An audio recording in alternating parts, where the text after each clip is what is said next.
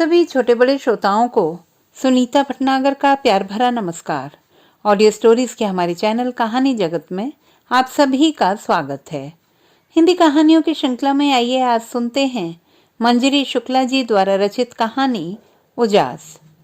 नहीं करनी है तुम्हें कोई ड्राइविंग कहते हुए नितिन ने गुस्से में अपना महंगा आईफोन जमीन पर पटक दिया, जो उसका बरसों का सपना था और जिसे उसने तमाम दुकानों की खाक छानने के बाद खरीदा था। टूटे आईफोन को देखकर निशी के दिल के खाली कोने में जल रहे उम्मीदों के असंख्य नन्हे दीप जैसे टिमटिमाकर लप से बुझ गए थे। पसीने में नहाई और डर से कांपते हुए उसने मेज को भींच रखा था, मानो वही मेज जैसे अभी जीवित होकर उसके आंसुओं का हिसाब मांगने लगेगी। अचानक उसके हाथ में दर्द की एक लहर उठी। उसने देखा कि मेज के कोने की नुकीली लकड़ी का एक पतला सा टुकड़ा उसके हाथों में अंदर तक धंसता चला जा रहा था। और कोई दिन होता तो वह तुरंत हमेशा की तरह मम्मी को अपनी तकलीफ बच्चों की तरह फोन करके बताती, पर आज तो जैसे उसे इस दर्द में भी एक अजीब तरह का सुकून मिल रहा था। आखिर कोई तो था उसके अपमान का साक्षी, उसके बहते आंसुओं का एकमात्र गवाह, और उसकी पकड़ मेज पर मजबूत होती चली गई। उसने बहुत ही बेबसी से नितिन की तरफ देखा, जो उसके दर्द और आंसुओं से बेखबर अभी भी बड़बड़ाए चला जा रहा था।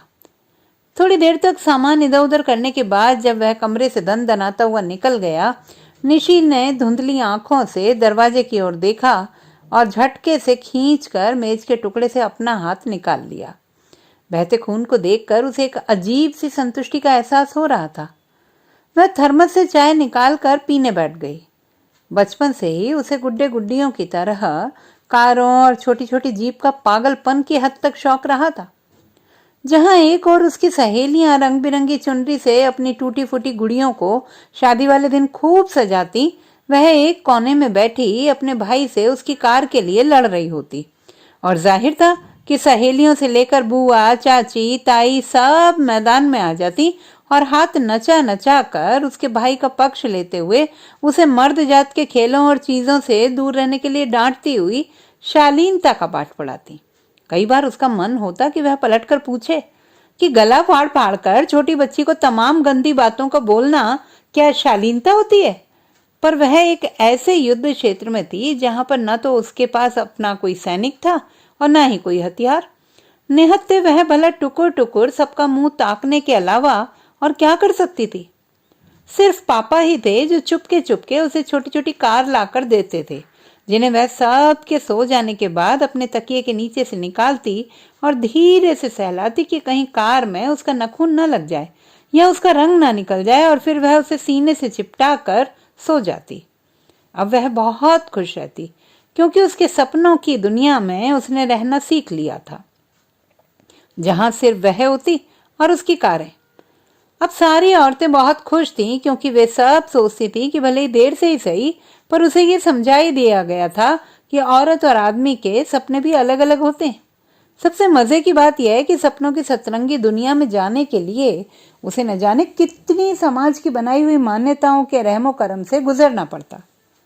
खैर, समय के साथ उसकी दीवानगी कारों के लिए बढ़ती ही चली गई, और पहली ही मुलाकात में जब नितिन ने उससे कहा कि स्त्री ही समाज की धुरी है और उसे हर वह काम करने की पूरी आजादी होनी चाहिए जो एक पुरुष कर सकता है, तो खुशी के मारे वह जैसे बौरा गई और उसने बिना आगा पीछे सोचते हुए शादी के लिए हाँ कर दी। क्योंकि अब वह बहुत खुश थी कि अब वह अपना कार चलाने का सपना जरूर पूरा कर सकेगी। वह नन्हा सा सपना जो अब उसके साथ जवान हो चुका था और जिसने आंगन में खिलती हुई रात की रानी की तरह उसकी अंतरात्मा तक को सुगंधित कर दिया था। पर जब क्रूर हकीकत से उसका सामना हुआ तो उसके पैरों तले जैसे जमीन खिसक गई। उसकी सास, ननंद और फिर नितिन की चाची, बुआ और भी जाने कितनी औरतें मोर्चे संभाले यहाँ नए रूप में प्रकट हो चुकी थी। सिर्फ चेहरे बदले थे, नहीं बदली थी तो उन सब की रूढ़िवादी सोच और आडंबरपूर्ण जीवन। अब तो निशी को लगने लगा कि वह घुटकर मर जाएगी। और आज सुबह जब उसने नितिन को बताया कि कैसे उसने ड्राइवर से खाली समय में कार चलाना सीख लिए, तो जैसे घर में भूकंप आ गया। और नितिन ने उसे वह सब कहा जो किसी भी शरीफ आदमी को किसी भी चरित्रवान स्त्री से नहीं कहना चाहिए। उसने अपनी सास की तरफ बेबसी से देखा, जो अपनी मुस्कान दबाए उसे खा जाने वाली नजरों से घूर रही थी। वह जितना कार को भूलने की कोशिश कर रही थी, उतनी ही कार उसके सपनों में आकर उसे बुला रही थी। धीरे धीरे चिंता में उसका खाना पीना सब छूट गया और वह एक रोबोट की भांति घर के सारे काम यंत्रवत करती रहती, बिना किसी को कुछ कहे। पर कहते हैं ना कि इतिहास अपने आप को दोहराता है। तो फिर एक बार सब अब खुश थे, क्योंकि उसने कार का नाम लेना छोड़ दिया था। दिन और रात समय के पहियों में लगे चक्कर की तरह घूमते रहे और वह अपने ही घर में एक जिंदा लाश बनकर रह गई। पर कहते हैं ना कि 14 साल बाद तो घूरे के भी दिन बदलते हैं, तो फिर वह तो भला इंसान थी। एक दिन जब नितिन टूर पर गए थे और सासू माँ रात में जीनों से गिर पड़ी, तो वह घबराते हुए तुरंत उनकी ओर दौड़ी और उन्हें उठाने की कोशिश की, पर सासू माँ तो हिल भी नहीं पा रही थी। उसने घबराते हुए नितिन को फोन लगाया तो नितिन के डर के मारे हाथ पैर फूल गए। उधर सासू माँ दर्द के मारे चीखे जा रही थी। नितिन फोन पर ही चिल्लाते हुए बोला, वहां खड़े खड़े तमाशा क्या देख रही हो? क्यों नहीं कार में बैठाकर ले जा रही हो उन्हें डॉक्टर के यहाँ? निशी की आंखों से आंसुओं का सैलाब बह निकला। वह फूट फूट कर रोते हुए बोली, दिन रात मैं अपने अरमानों का खून करके एक मशीन बनकर सिर्फ सांस लेती रही। मैंने भी सिर्फ कार ही चलाने को कहा था ना, पर तुम सब ने मुझे मेरे सामान के साथ घर से बाहर फेंक दिया था। मैं ठंड में कांपती सड़क पर खड़ी रही और पड़ोसियों के कहने पर तुमने मुझे घर के अंदर बुलाया था। ये सब सुनकर नितिन उसे अपशब्द कहते हुए चीखा, ये सब घड़ियाली आंसू बाद में बहाना, अभी उन्हें तुरंत डॉक्टर के यहाँ लेके जाओ। मैं नहीं ले जाऊंगी, समझ लो मुझे कार चलाना नहीं आता। कहते हुए निशी ने फोन काट दिया और सास के सामने जाकर बैठ गई। पर सास के बहते हुए आंसुओं और सूज रहे पैरों को देखकर वह अपना सारा अपमान, दुख और मार भूल गई और काम वाली की मदद से किसी तरह उन्हें कार में बिठाकर हॉस्पिटल ले गई। दवा वगैरह का सारा इंतजाम करके वह थकान के मारे बाहर बेंच पर बैठे बैठे ही सो गई थी। सुबह जब आंख खुली तो नितिन को अपने बगल में बैठे देखा।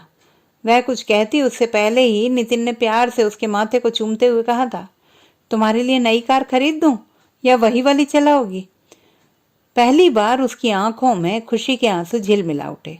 जो असंख्य नन्हे दीप उसके मन में कहीं सालों पहले बुझ चुके थे, वो आज सूरज की सतरंगी किरणों के साथ मिलकर जैसे सारे संसार में जगमगा उठे थे। उसने मुस्कुराते हुए नितिन की तरफ देखा और उगते सूरज की लालिमा को निहारने लगी। तो दोस्तों, ये थी हमारी आज की कहानी। आपको कैसी लगी कमेंट बॉक्स में लिखना ना भूलें। चैनल को सब्सक्राइब करें, लाइक करें और मित्रों के साथ शेयर करें।